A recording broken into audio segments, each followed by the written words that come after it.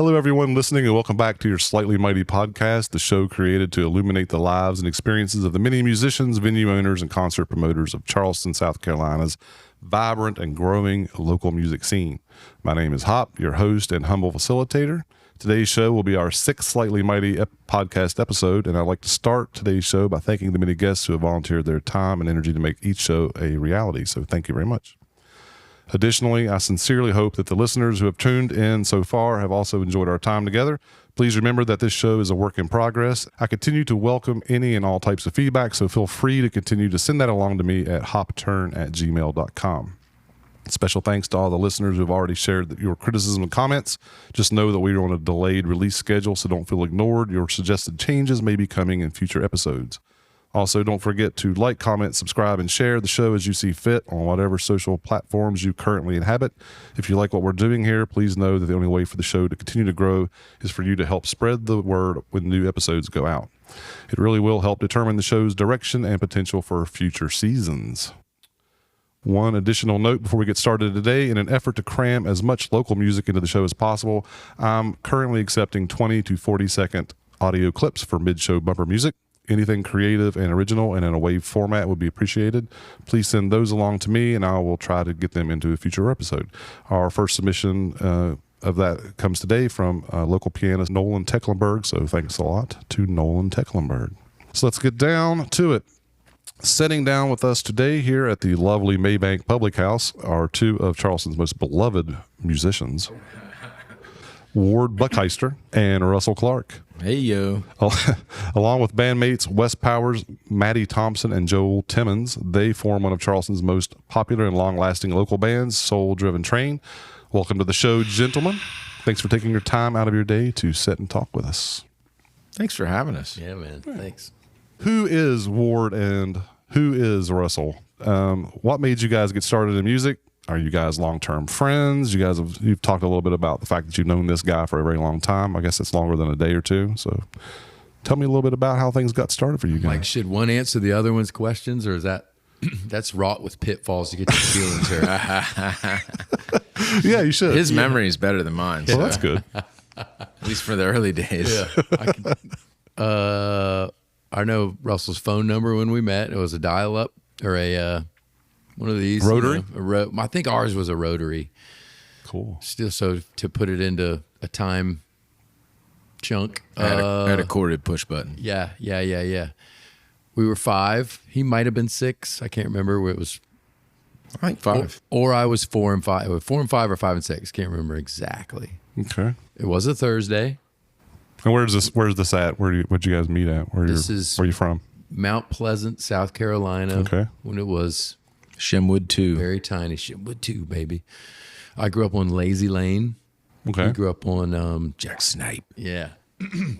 Met at the park on bikes, prearranged by the moms because our older sisters I forgot about that part. were buddies. So they just wanted you guys to be friends because it'd be easier, or what? Little did they know. Easier, adorable. I guess. Who knows? You know, you got 2 kids that are the same age. Yeah. Like, yeah. I just moved to town, so they probably like, Russell needs some friends. Okay. You know? And they thought he would work, or he'd suffice. I didn't really like who I came and met you with, so maybe it was one of that. They were a little older. You were Maybe running with that bad crowd again? Yeah, as bad as some Mount Pleasant crowd at that time. Yeah. Anyway, so I'm not from here at all, so I can't imagine there being mean streets in Mount Pleasant. not where we were. It was unbelievably different, Yeah, it's a long bike ride to get to the mean streets, you know. Oh, okay. dude. It was so yeah. But I would kind of say that we started some kind of musical. We were singing other songs together. Like the first one I can really remember is we would every single day perform the scene from Top Gun, the Righteous Brothers scene for girls in the playground at Whitesides Elementary. Okay, I thought you were going to talk about the Berlin part where they take your breath away part. I love that. Dong, dong, dong, dong, dong. That's more by yourself stuff at that time. Okay, well, at least continue. for us I'm it sorry. was. Continue. I'm sorry. It is a damn good song, though, right? So good. It really is. Dong, dong, dong, dong, dong. I want to say that was third grade. Sounds about right. We So already you guys knew, started singing together kind of in third grade. possibly before that, but I can very clearly remember that. I can even remember the girls that we were singing it to every day. Oh. Probably it was probably like a week, but it seemed like every Seemed single like day. forever. Yeah. We did. That was like the move. We had to do it that day. And that playground was awesome too. It was old school, dangerous. Can we cuss? Yeah, fucking Fucking podcast. say fuck a couple times. You'll Yeah. get it. Yeah, it had like, nails and hot metal and stuff you could hurt yourself on. Yeah. Totally. So those were you're talking about the 80s then, right? Yeah. You know, Yeah. playgrounds were playgrounds back in the It day. was awesome. Yeah, some dude's dad built that thing. Right. Yeah. It was a donation. Yeah, right. Yeah. The spare parts he had from his day job. Yeah. It was so fat, man. Oh, this was like a brand new one too. It was like a big deal. Oh, nice. So it was still dangerous as hell, but fat. I thought it was, I mean, It was awesome. it was like way too high. Anyways, it was great. It had a jail. It had a jail, literally had a jail. Ours had a jail too. That's Right. kind of where I remember Where'd that singing. come from? Where's that theme come from? Yeah. I don't even want It to play did have an escape pole that you could go down out of the jail, but it was That's a strange memory. It was definitely a jail. It had like bars on the windows. Oh, I was going to ask, was it a jail or did we make it a jail? But It had wasn't- bars on you're the We right. had bars. Ours was a circle. And everybody wanted to be in it. Yeah. Actually. Square. Mary McCheese, dude. Had the bars. Talk about dangerous. So that's like I remember that memory, and I really remember really clearly. We had like a front porch with no railing, of course, 80s. Probably our parents still have that. And as I remember it, we were rock and rollers. We were in a band, doing what we're doing, and then would jump off. I actually kind of remember debating about this part in the moment. Jump off the porch stage, turn into, I think I wanted to, for some reason, or maybe this is Russ, I can't remember, turn into lightning superhero beings, and then we would like go fight the crime. Yeah, totally. Run around, do some power kicks, jump kicks, a lot of jump kicks. Yeah. Did Powers of Evil ever win or no? No. No, we always rose above the evil. I was always more of a Cobra Commander kind of guy. I was the other guy. The other team had better guns. I don't know. Yeah, right. And cooler. Well, they were fucking cool. shit. Cooler Yeah. outfits too. Yeah. And you can make them good. In They your had head, scales and stuff, So. Yeah. All right. All right. Well, what about music? So you became friends. You lived in the same town. You've known each other forever. You sang together. Then what happened? When did we get into bands? We went to a summer camp, like an arts camp, and guitar class was one of them. Okay. And we both learned a couple chords, and Ward luckily carried on and learned more chords. And after that, just kind of like jamming in the hood and jamming at the house started happening. And Ward had a piano in the living room, and So you grew up around music then? yeah, my mom, dad always had music playing in the house. Okay. Mom was a vocalist. All right. Ward had multiple musicians in the family. Yeah. Your mom like studied vocal in college and stuff, right? vocal performance. Yeah, They always had dope music too, and like a fat, all the way around the house, like sound system. Oh, nice. Yeah, it was super That's Oh, cool. cool. And like shit tons of. Dad had the switch boxes, like the Relic. Oh, Like, nice. we can turn this room So he's a on. collector, vinyl. Was he a vinyl guy? Yeah, they had a bunch of vinyl and stuff, but And then, but he always had like the current thing too. Like, I'm sure he had a bunch of CDs and a fat disc changer. oh, yeah, once you had like the five cassette. thing, the five thing that would go in, so he had them all like chronologically ordered. And That's cool. You could look at his book and be like, well, that's set 5 or book 5, Yeah. book 6. So his music influenced you, or Definitely, yeah. And what was he listening to? A lot of Queen, Okay. a lot of Pink Floyd, some Boss, and then like records and stuff. They used to play some like classical, Okay. Beethoven, stuff like that. Oh, wow. A little bit of everything. Okay. Yeah. What about you? What are some early things you were digging in? Thriller album, Lionel Richie. There was ZZ Top album, and then my dad blew my mind wide open. In this was all records. Oh, and the Mickey Mouse Parade record, and then that was just over and over and over again. And then my dad showed me the Graceland album when it came out. Oh, wow. And yeah.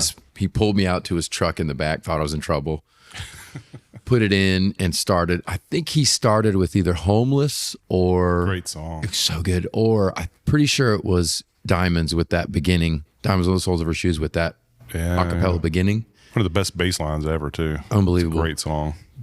Just like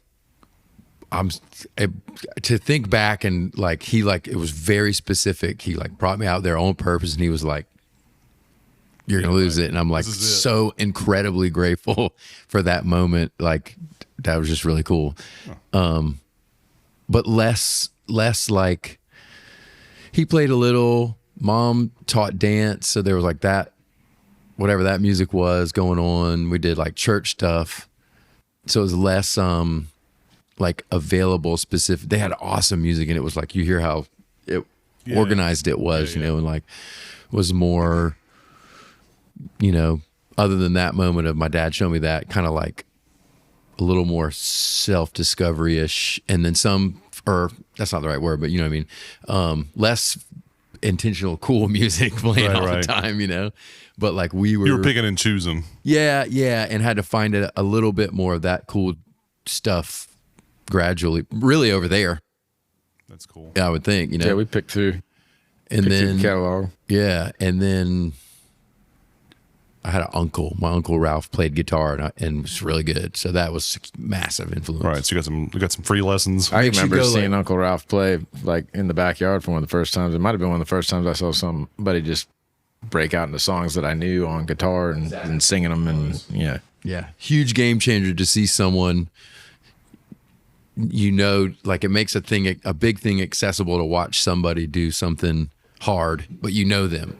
So right. It's attainable. I can do that. Yeah, exactly. Yeah. That was a huge part. Yeah, he played. We were in the backyard, and he like friggin' played remember Ovations came out, the acoustics, and they had the plastic back with the holes, and he just plays Black Dog right there, and I was like, holy shit. Knew all Stairway. I got to get that guitar, and I'm going to be that guy. Dude, it changed. It changed a lot. I was like, this just happened. Definitely. Yeah. And then I don't know how your middle school band came to you, but my mom was like, in 5th grade, I'm sure, was like, hey, you want to be in the band? And I was like, what band? Hell yeah. It's like school band. 5th grade? Yeah, and I just not even so as I was going into 6th grade when they started offering it here, and I just had never thought of it. You don't think of shit when you're little, you know, like your future. And she was like, do you want to be in the band next year? It blew my mind again. You're like, well, they'll teach you an instrument like at school, and found out there was a trombone in the attic at that moment, you know, and then I guess found out that anyways, and then he was also going to be in the band. So that was like, yeah, definitely. I almost think that. So what did you play? I found out that you were going to be in the band. They were like, well, do you want to join the band too? Yeah. Like I don't really remember exactly how it all went down, but that's cool. Yeah. So what did you play in the band? I mean, saxophone still. Yeah. Okay, cool. Yeah, you're a great saxophone player. Oh man. By the way, I've been doing a little bit of a deep dive in y'all's music. I was telling him before he got here, and I mean, I've heard you live a lot, but it's great. It's really great. I could tell some of these influences you're talking about kind of sound. I can see where they have a home in your music a little bit with the big arrangements, and some of these songs are deep when you listen to them in your headphones. I mean, it's just. You sure you're listening to Soul Driven Train? No, actually, I'm not. Yeah, Soul Driven. What? Sounds like the wrong band.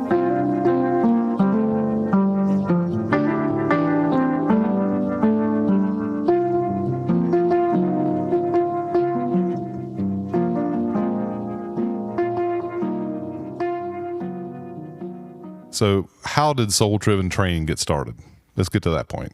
So you guys have been friends. You played in high school bands, I'm assuming, right? Yeah. And what kind of bands were those? I mean, were they like? Well, high school band, like we were in middle school band, and then we went to high school band, and we luckily had the same band instructor. Oh, so you're talking? I'm talking about outside of that. I mean, like right. I'm just getting to the transition here, you know, man. It's the build up, dude. The build up. Do it, man. Told you I'm not a professional, right? Nice. So anyway, funny lingus. so Joel played percussion in middle school band, but he was a year older than us, and so we all were playing in middle school. And then our teacher moved up to the high school position when we moved up, and Joel went to. He didn't do band anymore, but he went to the choir. But the two arts rooms were adjoining, so whenever we got a chance, we would jam in the band rooms. Okay. And that kind of The three of you. the three of us, That's and awesome. more of us. Ward's brother was a big influence back then. Yeah. Dirty D, Big Davis. Shout out to my man. He'll listen. Yeah. So it just kind of started there, jamming in the band room. And I mean, we didn't have a real band until after we graduated high school. Okay. Kind of like the Joel guys, and then their band. I see. So the school band was the thing. It was like they had like a cool Joel, Derek Cribb, Philip Antman had and another buddy Jeff. Oh, cool. Had a cool. They had like a band, and they were fucking awesome. We were like the horn guys, but the halls were right there, so we would when we would collaborate. And it stuck. You know, we kind of. I think Joel probably went to college. So we didn't see him for a bit, but we're still hung with D-Rock and Philip, and just I don't know, kept playing. You know, when you're like, all right, Yeah. I like playing with this guy. You just clicked, you know. Yeah. And so like it continued to. Those jam sessions continued until Ward's brother Brian went to college at Charleston. Joel went to college at Charleston, and then at Warren Place they had his apartment or whatever, dorm apartment. The jam continued there, and that's kind of like where the band actually created first songs created some happened. songs within the jam. And it was right when all computers started having like a microphone on them, so it was huge. Like we could just do it right there. improvise and go crazy and capture it and go back and then take those ideas and be like, oh, that was kind of a song, like we could take that and do something with it. And it's cool. it was cool. It was kind of the beginning of having those tools just sitting in the room. So going forward. So when did you become soul driven training? When did you become that time? You've been this the whole time? I think it was technically 2000 or 2002. It was 2000 I because think this 2000. is 25. Yeah, this is 25. May will be 25 years. Wow. So you said you were like writing songs by improvising and doing a lot of like kind of cutting it up and refining it later. Is that what you're doing now? Do you do that now, or is it more of a dedicated process? How does that work? I definitely personally write like that. But Joel, who is a golden goose, just amazing, incredible songwriter, just cranks them. Is a good, organized creator in that way. Definitely writes the majority of the material, and he's pretty much brings a whole idea. Yeah, it brings to a song. pretty concise Yeah. ideas. Some of them then flush out as we play them and they expand, but some of the songs are exactly how he wrote it and his ideas down to the horn lines. I have no doubt that he could. He's a giving collaborator in that way, where you all sort of write your parts, and like bring your thing. But I'm sure he could. He could do it. Say, too. hey, yeah. Does he write music? but Does play he do this. sheet music too? But play or- this. Well, I don't think so. did you guys read? Obviously, He can read probably, some. I could read, but I couldn't. It would take me forever to like sing you something and then like write it down. It took me longer than forever. I could read. I could read it. Yeah. Yeah. I'm at too. Yeah. I'm a slow reader. I have to go back and like kind of write notes on the staff page, and I'm that guy. So I don't have any So I'm formal definitely training at there. all. So Yeah. Reading was good. Not no good now. Yeah. Reading's for nerds. Yeah. Wait a reading's minute. for nerd. Yeah. Reading's cool. Yeah. all right. So I looked through your all's catalog, and you've got tons of albums out. Like 6 or 7? No, there's like 12, I think. 12. Okay. Yeah, 2 are. Two are kids albums. Is there 12 or yeah, 2 are kids albums that are not on Spotify. That's a whole other thing, but they're freaking awesome. And then I know counting those, there are at least 12. There might be 14, but I can't remember. Okay. And where do y'all do a majority of your recording at? The last many were at Charleston Sound in Mount Yeah. P. We did On Dog Green a couple of times, and then a combo of On Dog Green and Charleston Sound.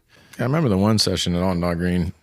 Jay Like in the Miley's. house. Do you know Jay Miley? His studio back. That was our first album we ever did. That was Oh awesome. yeah, We right kinda here on James Island, Yep. back Kinda- where the barbecue joint Yeah. where Smoky Oak is now used to be a studio in there. Wow. 1234 Camp Road. Wow. Before my time. Cool. Yeah. Yeah, I like the way y'all's album sound great. The album, the Thanks. songs you sent me on, where did you guys do that at? That at Charleston Sound? That was Charleston Sound. Gosh, man, that's a great sounding album. Dude, The his production quality is great. Stuff is incredible. Yeah, he's got. Yeah. Yeah, Jeff Hodges. Yeah, love you, buddy. We did one ourselves. We bought a rig for a kids album that was recorded at this summer camp, and then took it to a house in Rodanthe, which is in the Outer Banks. Set up for 2 weeks. I don't think I got up before 2 p.m. I was drinking then. Before 2 p.m. one of those days. That was a problem. Was he a problem? Yeah. It was a gifted problem. Yeah. There you go. No, it wasn't. Is the For the most part, it was awesome. Nice. Well, that's good. the I'm sure he's fine. He is. that was really fun. I wish that I was more present for that, but so we recorded in this mansion that our buddy let us nice. record in. That was the Lighthouse album, 08. Yeah, that was cool. Like that was right when like you could get a laptop and Yeah, and do all get a the- couple good mics and Right, got right. some the PreSonus rig with some I had a PreSonus rig. some good preamps were in it. And Yeah. What do we? I mean, we got Logic? great sound. Not Logic. Lighthouse was on. Pro Tools. I I have Logic now, but I can't remember what I think it was Pro Tools. DAW it was. Random side note: Sure. if anybody has the Lighthouse album, it's a divided disc. If you put it in your computer, there's a video file on that album of us recording the whole album, so you can see this place what we're talking about. Yeah. That's cool. Yeah. Is it online So go anywhere? Or buy is it just a on the disc album? drive. Just on the album, it's nowhere else. So buy- you actually have to have the that CD. you don't have. I happen to have like 2,000 in my attic, so if anybody really wants to see it, I got you covered. Call me. I have some Right. too. I have some eBay hookups too for the drives. We can make this happen, man. I like it. That's awesome. That's incredibly cool, actually. So your music, I don't know. So I was listening, like I said, I went through a lot of it, and I was just kind of wondering, like what is the goal that you're trying to do with these albums that you're making? I mean, as artists. I'm listening to a really good book about this right now, so I have like some pretty probably contrived answer for that right now. Yeah, give me the contrived answer. I think, I mean, yeah, like it's in there. You're making it, get it out or something like that. You know, you got the music, do it or something. So somewhat involuntary, I think personally, aside from also like attention and all the cool Right. ego things that come with it. Like, I don't know, expressing, I guess, I don't even know, some kind of thank you offering too in there, maybe Okay. to the I mean, universe. yeah, I mean, Joel wrote a lot of the tunes, but I always felt like I don't think any of our albums have a real concise theme. You know, when you listen through them, a couple of them do, but Yeah. it's kind of just like embracing like all music. You know, like let it go where it's gonna go. Right. Can it get too weird? Yeah, it probably did in some times, but as far as like trying to market it, Right. but I see we what you're saying. always had like Yeah. a real creative Yeah, because like, I'm experience. hearing you a know? lot of different kinds of genres in y'all's Exactly, stuff. So you yeah. just kind of let it go like that. That's cool. Continue to do that. Not going the forward? best for marketing, but awesome for playing music. Explain that, Yeah. if you don't mind. Well, I mean, you got 3 singers. You can listen to like an album and one song's a totally different genre with a totally different singer. Might have horns, might not. Right. Which, from a marketing standpoint, whatever, it's probably easier to market something if every time you hear it, you're like, oh yeah, that's it. You know, like the formula is more the same. Right. But our formula just kind of always evolved and changed, and which is super fun for us because Yeah. Maybe that's part of the reason why you've been doing it for as long as you have, right? True. Still not boring. Not right? boring. Still fun. yeah. So marketing is an issue, but like there's a lot of elements there. I mean, there's definite hooks in y'all's music. Totally. Are you guys going for the hook? I mean, are you guys trying for the hook, or you know what I mean? I mean, like, yeah. I think when you're like demoing stuff to put on an album, do you think it's not going to get them yet, or whatever? What's the selection process looking like? I mean, to some extent, it's like the songs that are available. Yeah, exactly. Yeah. Hey, I get that too. Like, well, these are the ones we got. Yeah. Not many of them got chopped. That's Right, awesome. right. That's great. Yeah, and like, I don't think we were too diabolical in intent with like making it appealing, because it kind of ruins it. And when like you're making art, so like what comes out comes out. Yeah, That's kind of what you got, Yeah. It's also like the studio process is kind of pretty brutal, because by the time you get done, you listen to these parts over and over again. You've analyzed them, and you've thought about all the different possibilities that they could be, or like at some point you just either walk away or you hate it. Yeah. Now, you guys are striving for perfection in the studio, or are you leaving some wrinkles in? I mean, what is it when you're listening to these things and you're being critical? What are you being critical of? Just whether it works or not, like kind of a personal thing, or let's try to put words in your mouth. Yeah, no, I'm certainly, if I'm listening, being mostly critical of myself. Yeah, I gotcha. Hard to listen to. Just get over, that's the hardest one to get past. Yep.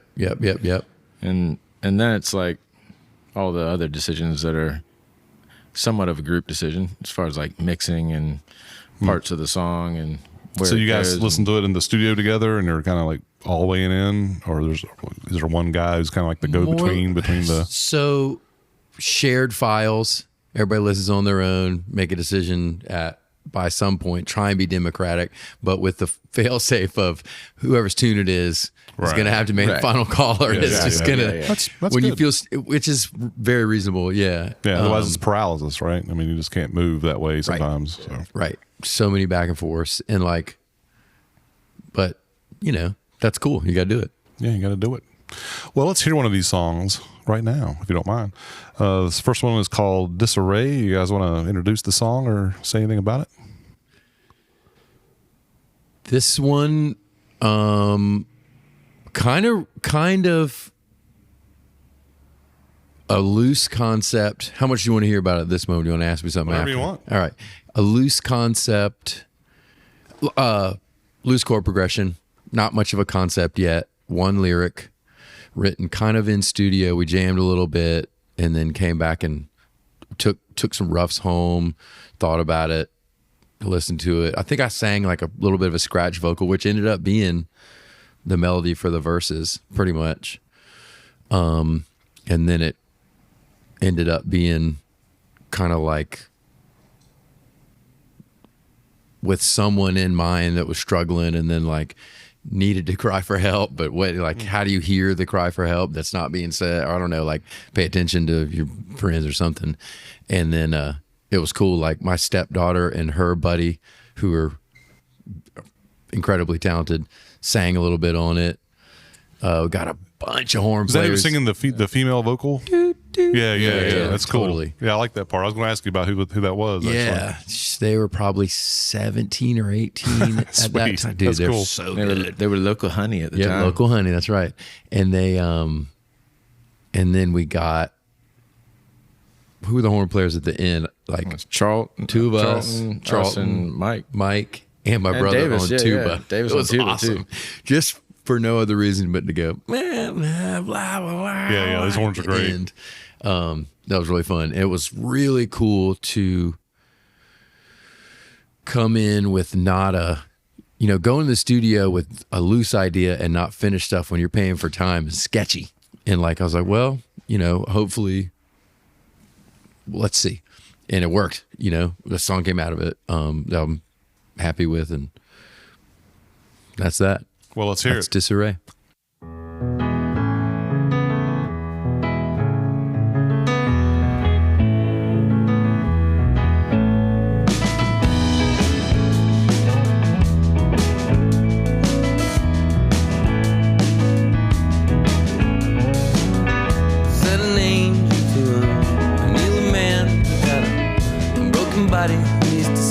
mercy.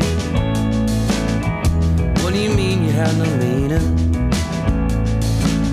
I don't know exactly what that means. You're having trouble in your bubble, seeing double, and you keep getting away with it, but it's still murder. While you wasting time, it's getting harder. Your little girl somewhere is getting smarter. Careful now, your water's getting hotter.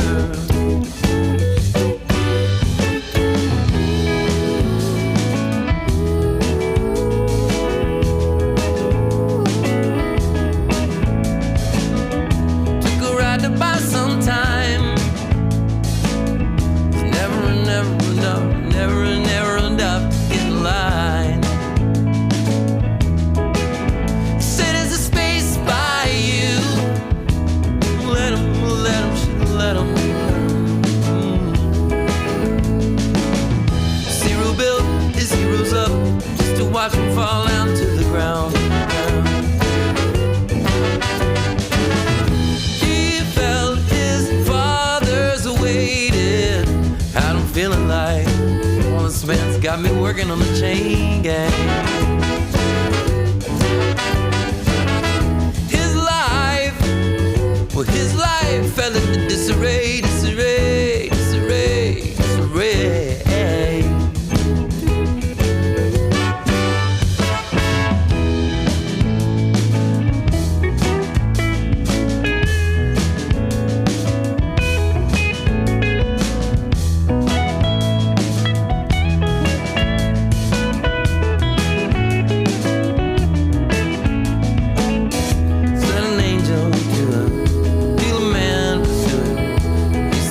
I've narrowed down.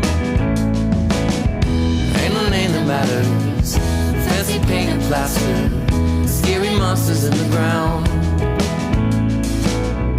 Give back, that's the gift, greatest gift around. Give back, that's the gift, greatest gift around. Little loud. Zero built his heroes up just to watch him fall down to the ground. He felt his father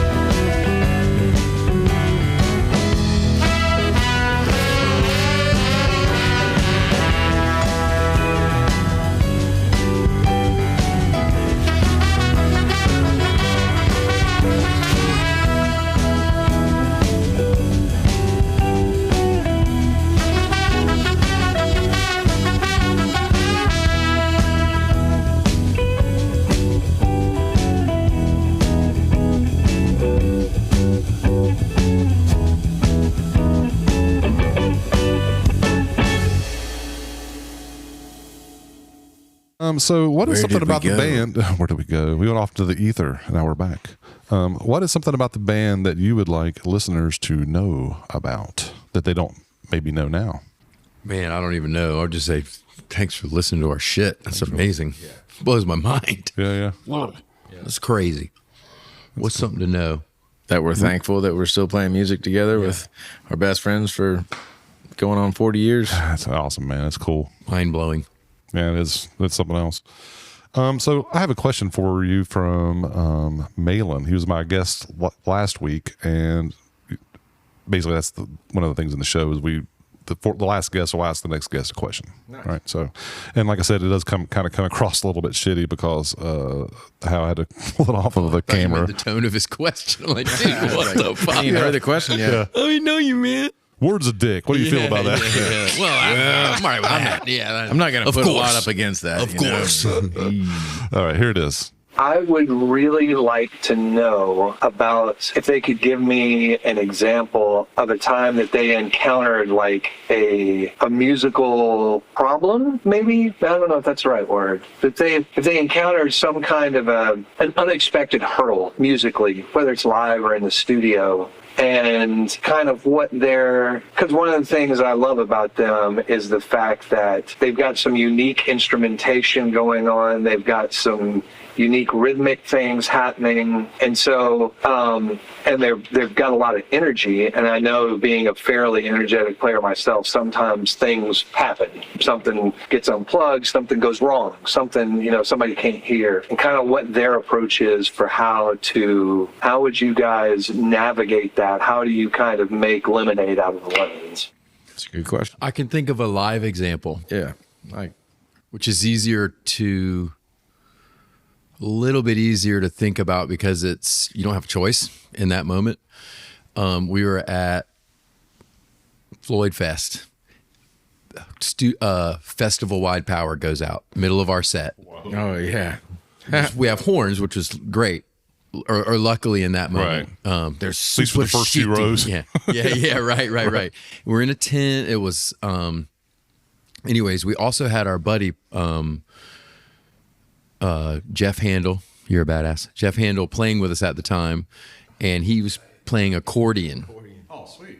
I think we were playing Suffer. I can't remember, but so everything goes out, all music stops, and we're like, it was so awesome because we just kept going, and it was probably the coolest thing. I also kind of fell in love with my wife that day, way before I should have, and it's for some other external.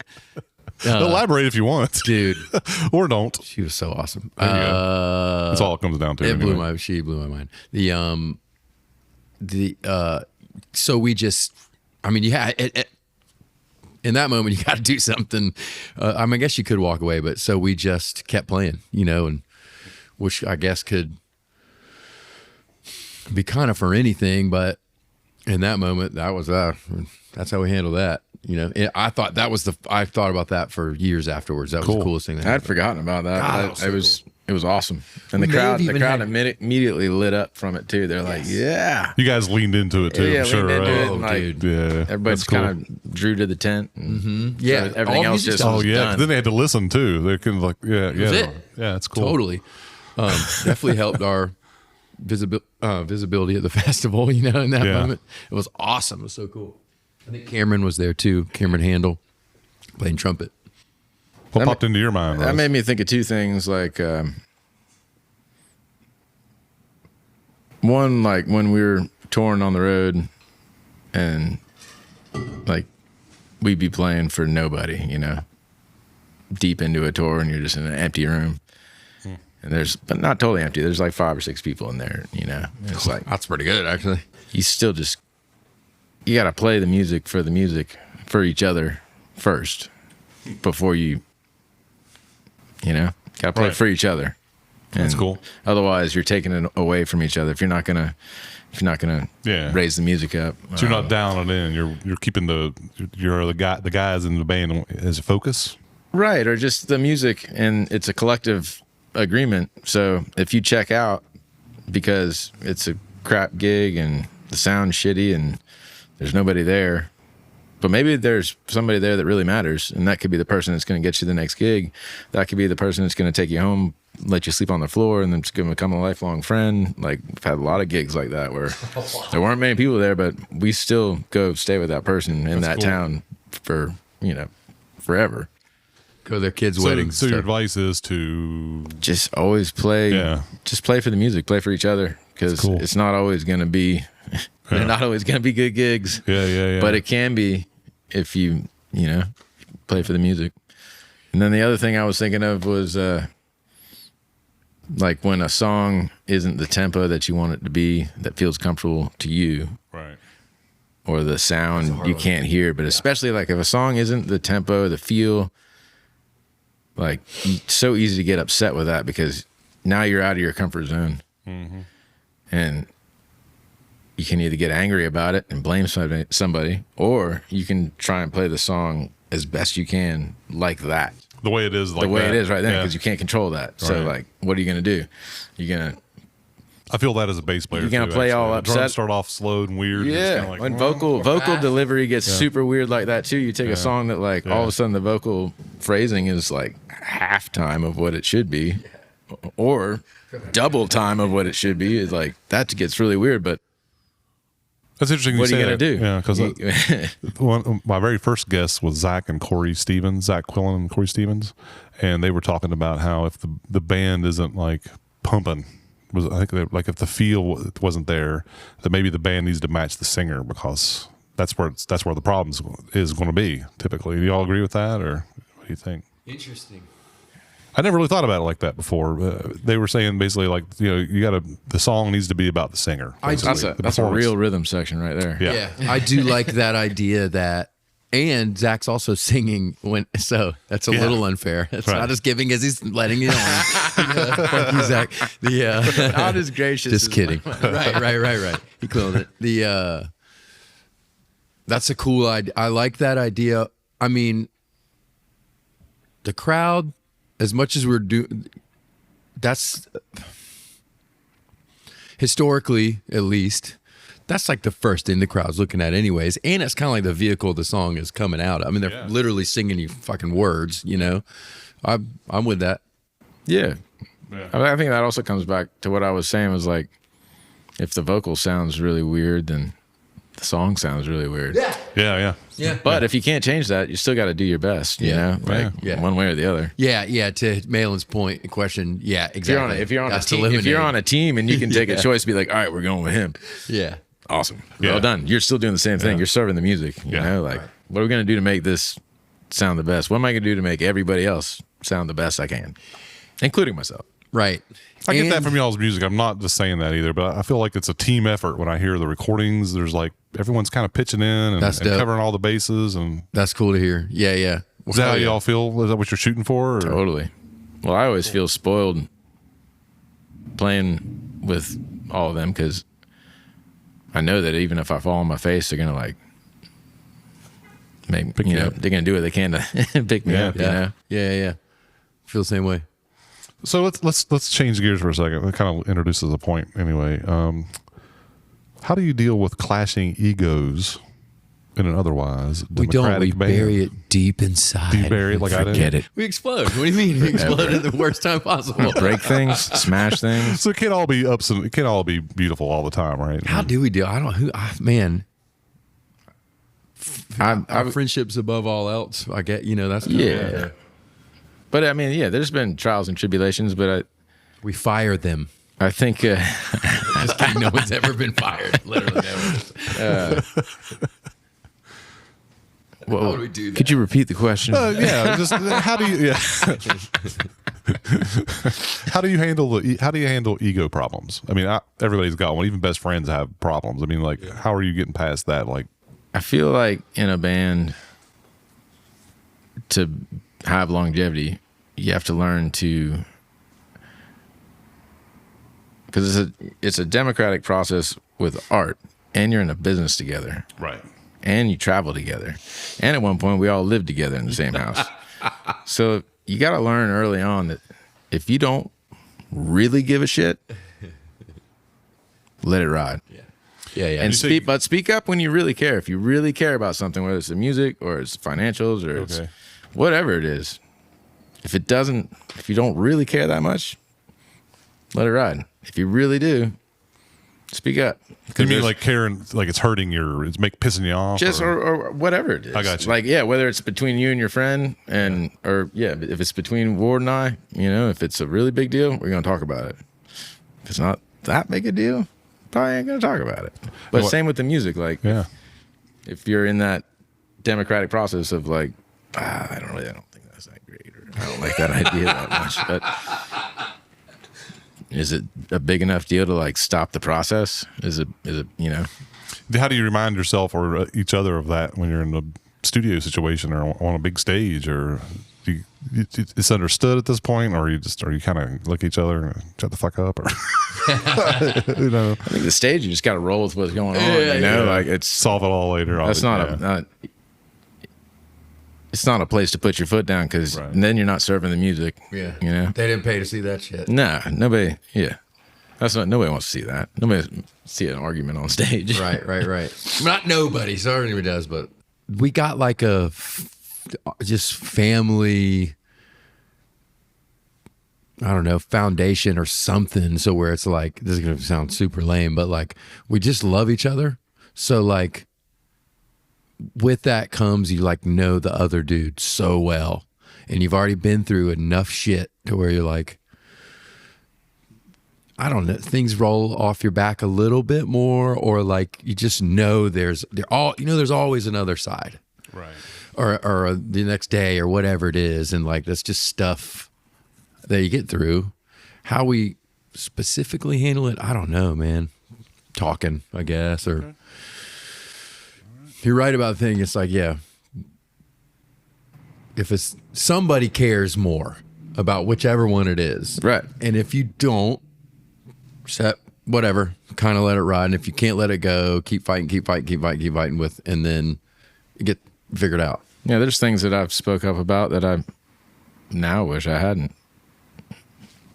Doesn't mean as much to me now, right? But hindsight's 20/20. Yeah. In the moment you're. Yeah, some of that's getting older too, right? Right. It's kind of like you can start filtering things into this is the I don't give a shit box, and this is the I kind of give a shit box. I get or seeing how it affected things post that. Yeah, the consequences. Right. The consequences of your feelings. Yeah.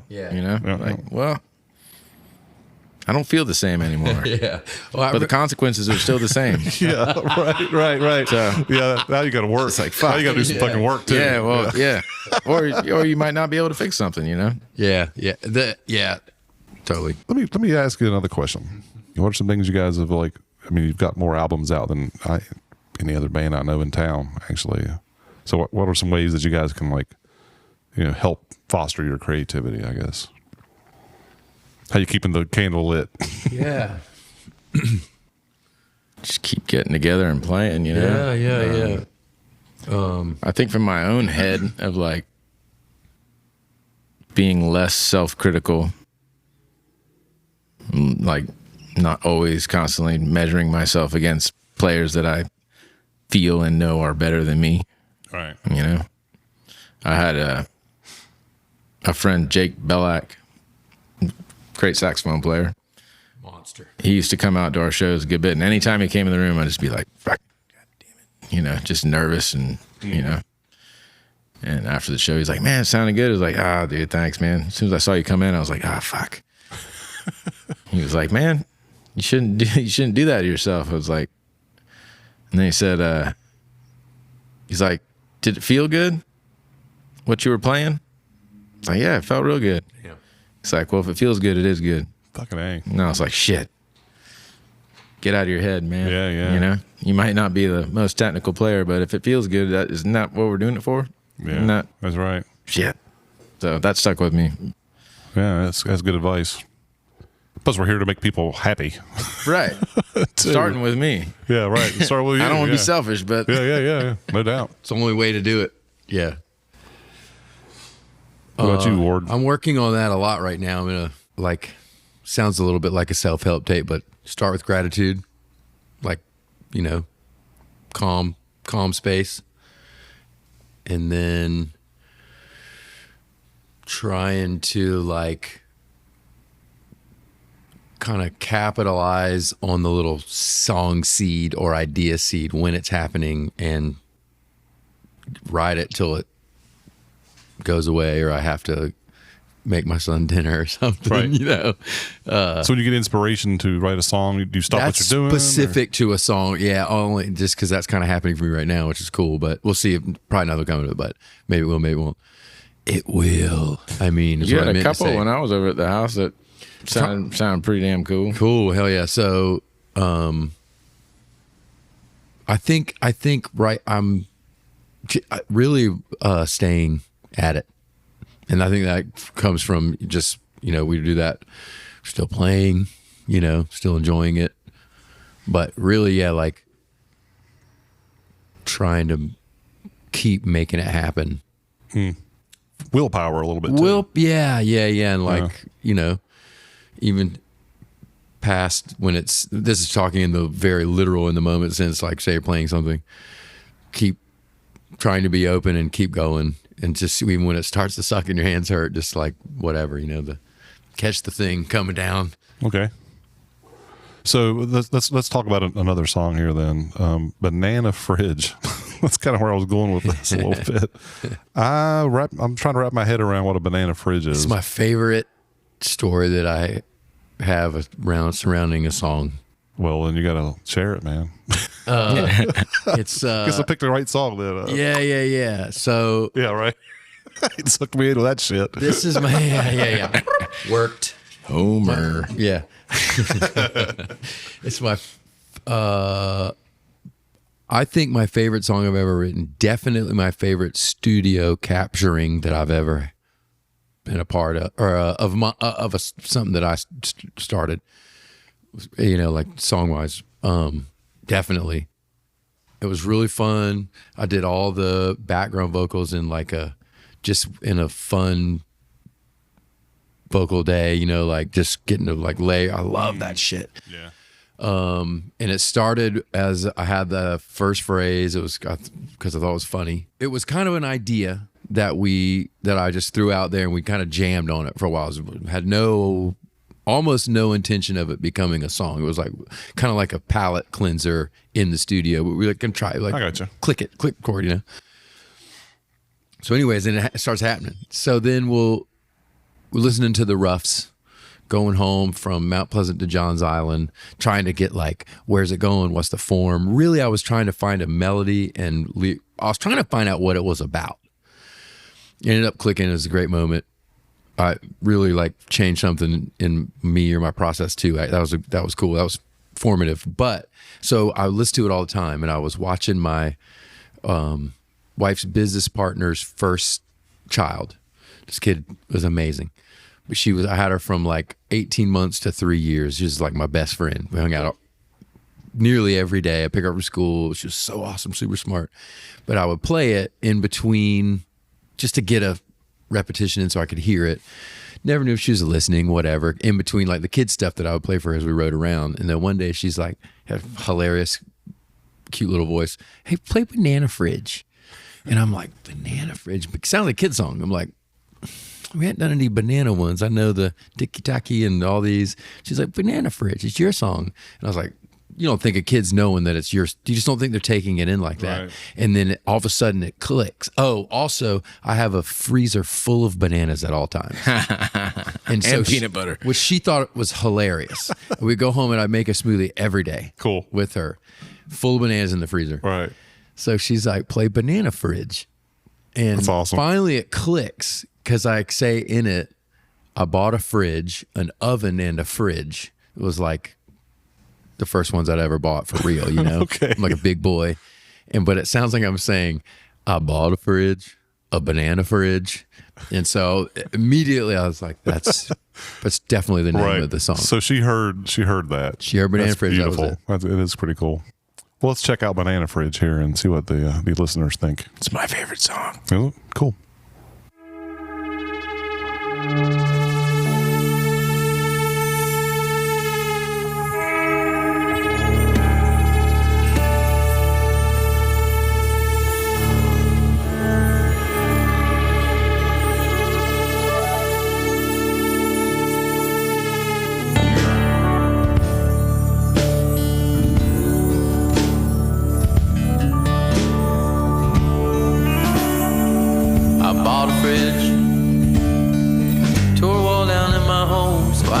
the bridge. It's painfully plain to see the rock and roll is dead to me. I bought a fridge, oven and a fridge.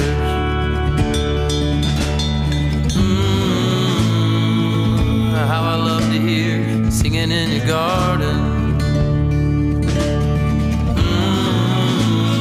Let me be the rose, plant your heart in. Taking every ounce of love, filled up both the box of love. Fighter I've been dreaming of. Pop, you clean my clock, knock me out. Now I'm floating in your space. I'm the winner of the human race. The sun shines in your face, your starry eyes. I mean, I'm meant to figure out. Ooh.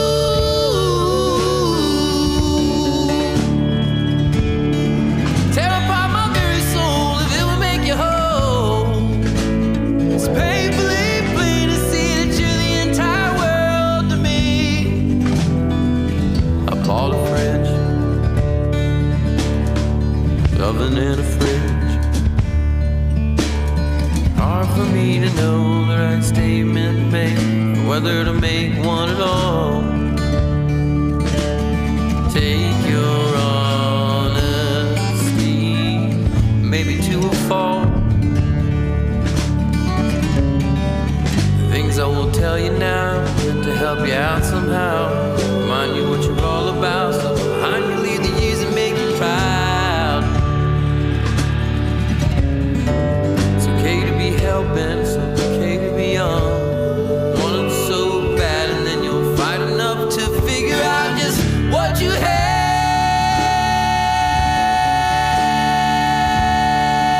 Ooh. Build a bed of my very bones so you can rest your head. It's painfully plain to me how much you've changed the world I see. I bought a fridge, oven and a fridge.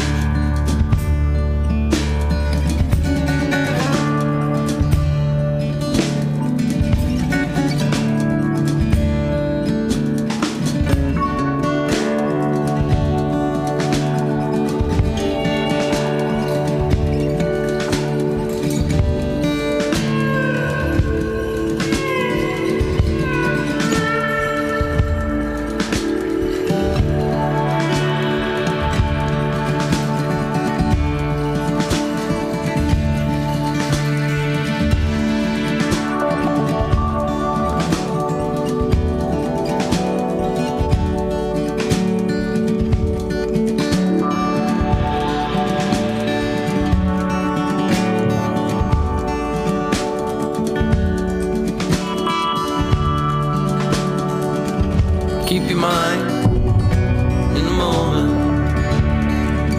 Check your mirrors. And anytime you think you've blown it, remember I'm here. Trouble's gonna come and break you apart. Trouble gonna make you eat well and moan. The trouble is you gotta keep an open heart to make it on your own.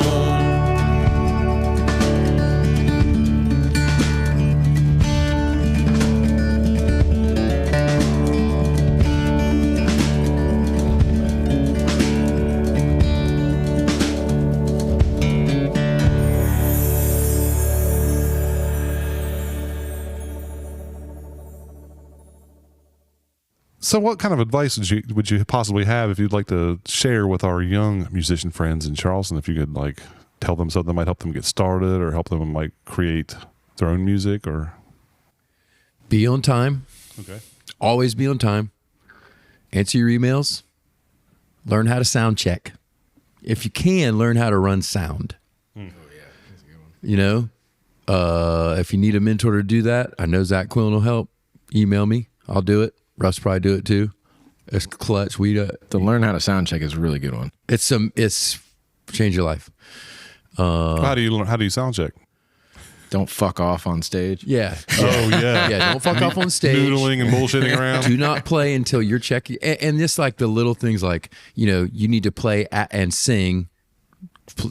Do it till the engineer tells you to stop because they're trying to get your gain level. If you can't hear it, that doesn't matter.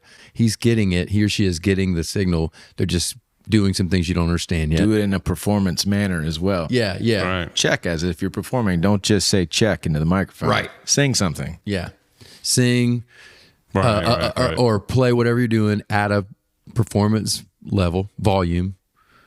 Don't play when someone else is checking, and understand with the engineer how the monitor check is going to go. Don't throw him, I need this at random times.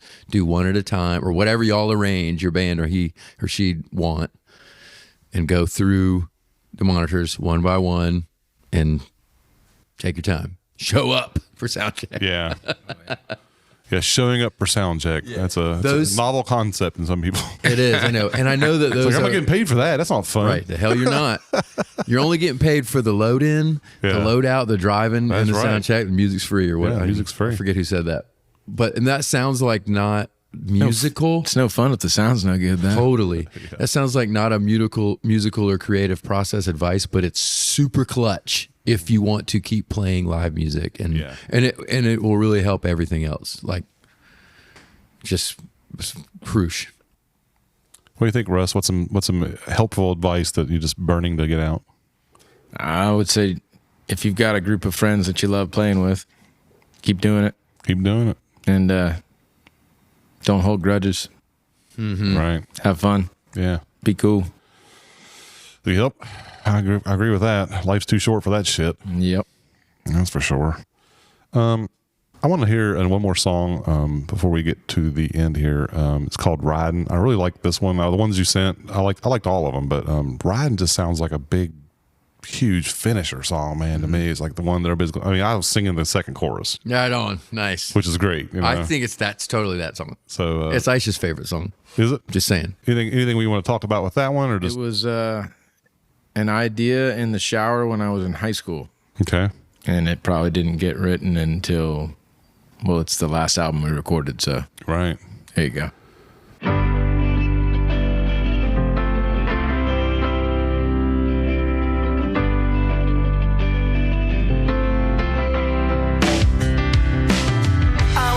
But now I'm found and now I'm still just chillin'. This is the blood that's in my vein, and I must be willing to let the music come inside of you and set you free. This is a feeling, honest feeling up inside of me. I once was lost, but now I'm found and now I'm still just chillin'. This is the blood that's in my vein, and I must be willing to let the music come inside of you and set you free. This is a feeling, honest feeling up inside of me. Yeah. Ooh, yeah. Keep on riding.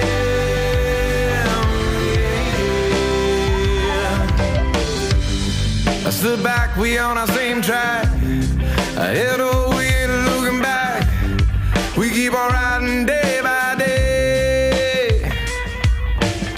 That's my baby, she believe in me. Cow has one love, she always the feeling. Always be reeling, always believing, and never deceiving.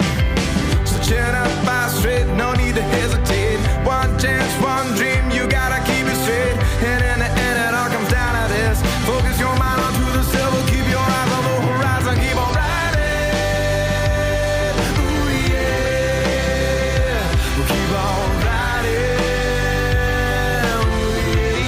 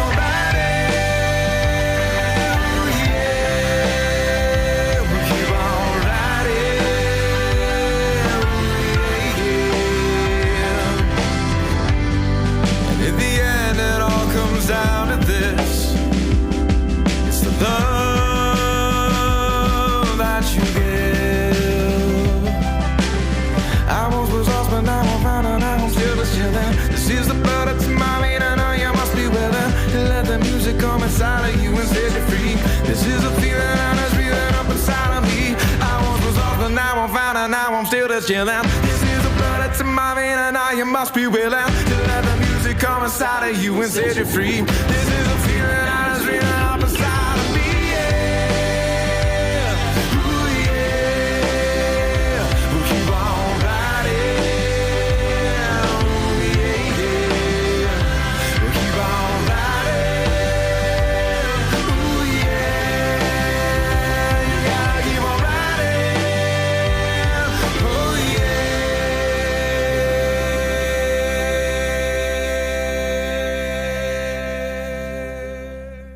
So what's coming up for Soul Driven Train? What's coming up with you guys? I know that you're going to St. John's and St. Thomas soon. You all do that a lot, right? Or a yearly, or is it Yeah, yearly. okay? Tell us a little bit about that. What's that like?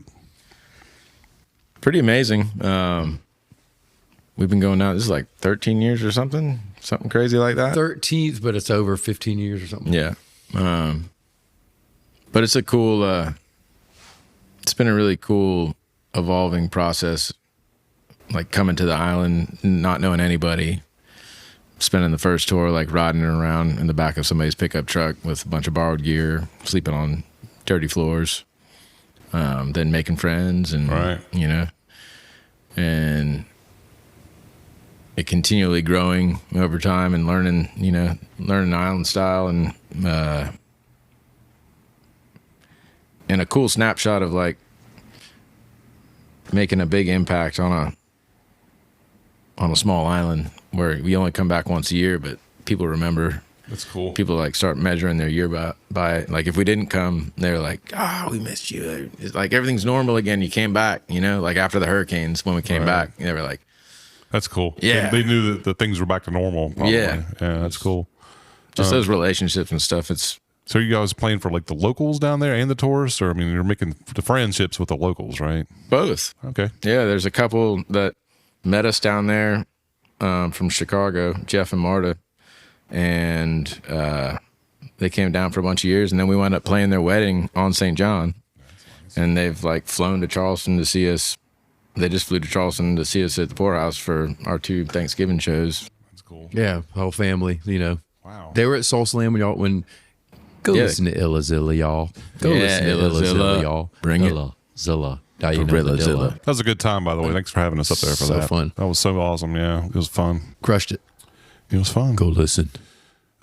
So what about what do you guys when you're down there?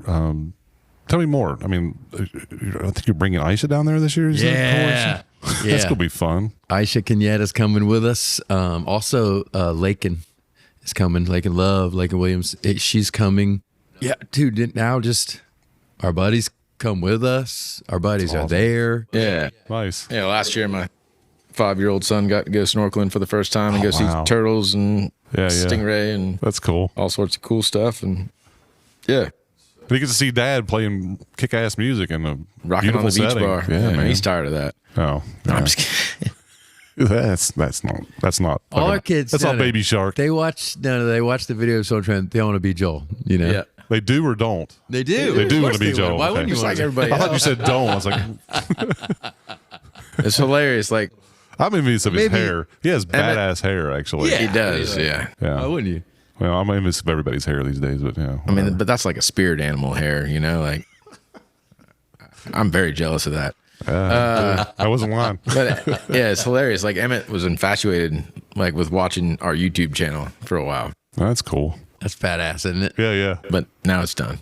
Yeah, yeah. Well, dude, that's an incredible run. It was a good run. That's I don't think I was just like, hey, he's racking up the count, just keep it rolling, man. We got to get those plays up. That's right. Set him in a room. This is your job, son. That's pretty good. Yeah. Now you can turn the volume off and just let it play. Yeah. 30 years from now, you'll make like $5 on the stream, right? Yeah, maybe. $7. So what you guys have been playing in Charleston? Y'all are from here. I'm not. I've been asking a lot of people the same question. I mean, we all love it here. I think. I'm assuming we do. I love it here. What are some things that could make this town a little bit better? Do you think? I mean, in terms of the music business or the performance aspect, or anything really. I mean, I won't say the obvious. What's the obvious? Less people. Less people. Oh, it's just a joke. It's a joke. It's hard to have art jobs without rush hour.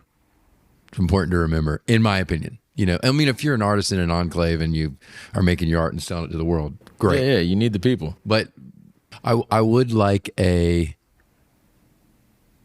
putting it out there right now, start the Low Country Co-Write, where we all get together, just generate content and record it in random groupings of musicians, because we all know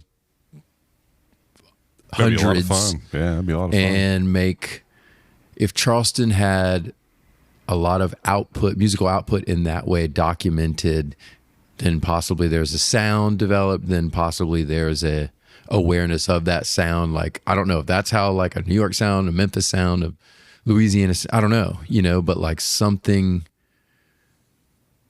you know, the tangible recording proofs of it would be cool, you know. That's a good idea. Yeah. I really want to do it. Maybe. I'm sure someone is. I don't mean to discount that someone isn't doing that I'm not aware of, because I'm an idiot. But Me neither. Wouldn't say I got my finger on the pulse necessarily, but maybe I would like to do that. I think that could be a helpful thing. I don't know that it's like needs it or it's. No, I'm trying to save I see what anything, you're saying, but- though. Kind of creating a sound. That's the fastest way to do it, man. Yeah. That's kind of what's going on in these bigger cities anyway. Is like there's Right. a lot of cross playing and pollinating and whatnot. Yeah. I think that happens a lot in Charleston, right? I mean, Absolutely. I see a lot of groups of Absolutely. collaboration Our scene is amazing in that way, where everyone is very sweet to one another. I just mean in a specific, not necessarily a studio, but a recording Directed kind of thing, right? Yeah, where it was like, all right, you go in the room with Zach, y'all work on a horn line. Russ, Malin, y'all go work on lyrics. Rhythm section, after like maybe an initial idea jam where there's like a little framework to go separate, do that out of your normal roles, comfort zone, then mix it up again, then come back, maybe mess with form. I mean, you could get a lot of, you know, at least short little crappy song ideas pretty quick, you know? But then the collaborators are so good that each individual collaborator is so good that like it's inevitable that something is cool. Everyone's good there as long as it's an open space. You know what I mean? Like Right. arts, that shit's coming out, you know? Yeah, a matter man. of logistics and and Press and and record. you doing it. right. Do it, Ward. That'd be so cool. Yeah, man. I don't know if this is a suggestion, but it's maybe just a gratitude of like folks like Alex Harris over here. Sure. Who's like cultivated such an incredible, Put it in, yeah. you know, taking risk over risk again and again to cultivate and support a flourishing Yeah. music scene, you know, and all the other club owners and venue owners or small bars that put money into hiring a solo guy or two guys or three guys, or, you know, putting the money behind musicians to be able to play and be working musicians. And that's Yeah. what makes this scene. I mean, I'm not even really in it. Like, I just play with us, but I have so many friends that I see that like they're gigging and the money's gotten better. Money's not bad. And the gigs are, you know, there's a high level of playing going on in all sorts of different venues around this town. And that's pretty cool. So I think if you want to make it better, that keeps happening, you know, more venues, more places. And go to the poorhouse. Go to the poorhouse, baby. Support what they're doing over there for sure. Yeah, for sure. Bringing artists in from out of town, taking risks on people on a Wednesday night, on a Thursday night. So what's on the horizon for you guys besides the tour? I'm kind of circling back to that real quick, if that's all right with y'all. What's the next steps for Soul Driven Train? Joel is releasing a solo album Right, that's right. February 7th or 8th. Psychedelics, Surf Country. surf country. Yeah, Okay. so that's Are pretty you guys on badass. the album? I don't think, So- are any of us on it? I don't think so. I Yeah, know a that- bunch of awesome Nashville cats and Yeah. Maya DeVitri produced it. She's a badass. I think Wes and Matt are doing some of the live shows with it. In fact, one's happening right now. But they're not. None of us are on the album. I think he did it all in Nashville too. Okay. If I'm incorrect on this, I'm an idiot. But so that's happening. That's I think super- that's correct. yeah. That's exciting. Between two studios. Yep. Is he spending time, like a lot of time there now? Is he No, living they there now? lived there. Yeah, he and- was. Yeah. Yeah. His wife plays with Molly Tuttle. Yeah. She's also a huge badass. Yeah. She'll also be in the Virgin Islands with us. Right? She's also. Can I say she's releasing a solo album? What? Can I say she's releasing a solo album? You don't need to whisper. I can just cut it out later. Yeah. You can seriously just be like, cut this out later. Leave that in. I think so, because you said it at the poorhouse and it was okay. Okay, yeah. She's releasing a solo. Shelby Means releasing a solo album. Anyways, point of that, they're up there a lot, but he travels all the time anyways. Right. He plays with Yarn, he plays with Mod DeVitri, he plays, and he's traveling a bunch. So it's, Yeah. I think most of that was a close amount of time, the tracking, and then he would go back and forth. But they'll do like a release show there. Well, they're doing a release show at the poorhouse February 8th. 8th, I think. I think that is correct. I wish this podcast was more timely. I'd be able to get it out and like promote the show, but it's It's all right. not. It's Kinda a how one-man they- operation. kinda how they work. Yeah, Could have yeah, been the wrong date anyway. Yeah. Well, there you Let's go. not- It's the entire month of February they're playing it. Everything I No, said could be wrong. June 7th. No. That's awesome. Just say it with authority. Nobody gives a shit anymore. Anyway. Yeah. That's kind of like music. Yeah, Right. that's true. It is. Well, thank you guys for having some time for me. There'll be another show in 2 weeks, and thanks a lot, everyone. Come back and see us again. Thank you. Already cut that shit. Anyway, thank you guys a whole lot. I'm gonna have to come back and cut that up. Yeah, I got way out ahead of me, man. I love that shit.